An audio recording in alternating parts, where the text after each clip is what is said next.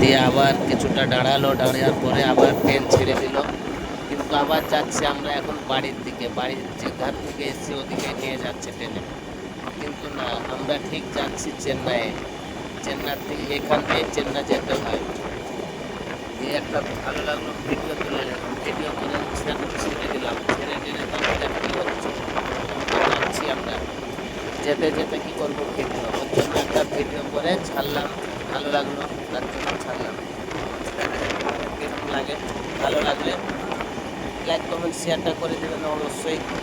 আর না ভালো লাগলে অসুবিধা নেই, কিচ্ছু টেনশন নেবেন না, নিজে হাতে টেনশন নেবেন না, ঠিক আছে।